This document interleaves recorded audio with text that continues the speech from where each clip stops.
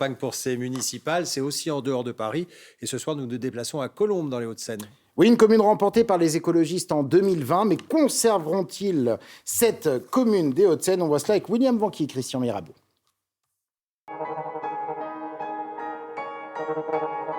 C'est la plus grande ville d'Île-de-France, dirigée par un écologiste. Un maire, de nouveaux candidats.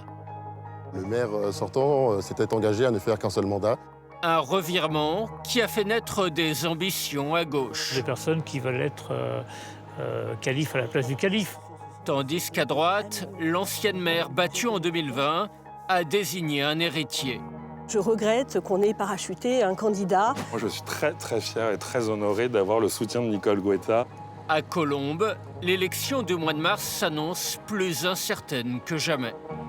C'est devant une école que nous a donné rendez-vous le candidat socialiste.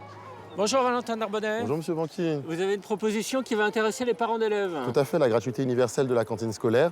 Nous considérons que l'école est ce lieu de l'émancipation, le lieu de l'égalité réelle, le lieu qui doit protéger chaque enfant.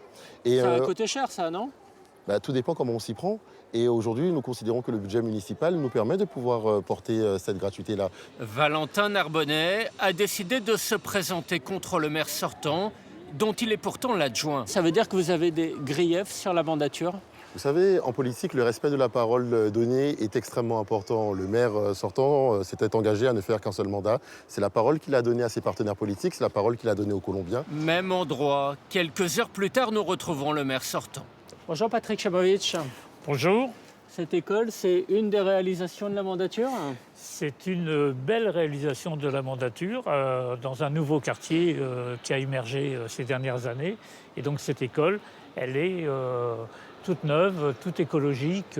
On est sur les matériaux employés, sur la géothermie. On a réhabilité, agrandi 2 autres écoles. Et puis, on a prévu de remettre à niveau, de reconstruire une autre école. Patrick Chemovic se projette déjà sur un second mandat et revendique le droit d'avoir changé d'avis. Est-ce que vous pensez que vous êtes le meilleur candidat pour la gauche? Je suis le meilleur candidat pour la ville, pas seulement pour la gauche, pour toute la ville. À droite, on n'est certainement pas de cet avis.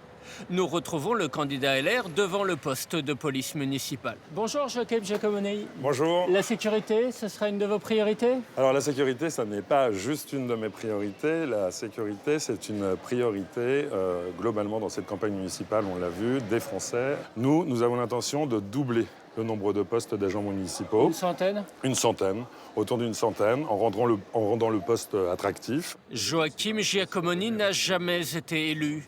Cette candidature à Colombes est une première pour lui. Je suis quasiment en campagne depuis 3 ans. Parce vois que le temps. l'ancienne maire est venue vous chercher. Parce que l'ancienne maire est venue me chercher, m'a soumis l'idée d'essayer de venir à Colombes pour rassembler d'abord une équipe, reconstruire une équipe. Une droite pas tout à fait rassemblée. Bonjour Amélie Delattre. Bonjour monsieur. C'est un lieu qui est un petit peu symbolique pour vous? Cette opposante au maire nous a donné rendez-vous devant le théâtre de Colombes, entre pavillons du centre-ville et tours de logement social. Ce qui me paraît essentiel, c'est de rassembler nos quartiers. Actuellement, nous avons une ville qui se dégrade, où les écarts se sont creusés un peu entre nos quartiers. Pas encore de propositions concrètes, mais la certitude d'être légitime pour se présenter elle aussi.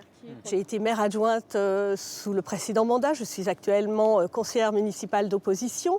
Donc c'est vrai que je regrette qu'on ait parachuté un candidat qui n'a jamais été élu de la République. C'est vrai que j'ai du mal à comprendre. À Colombes, depuis 25 ans, de gauche ou de droite, le maire sortant est systématiquement battu. Une singularité dans notre région.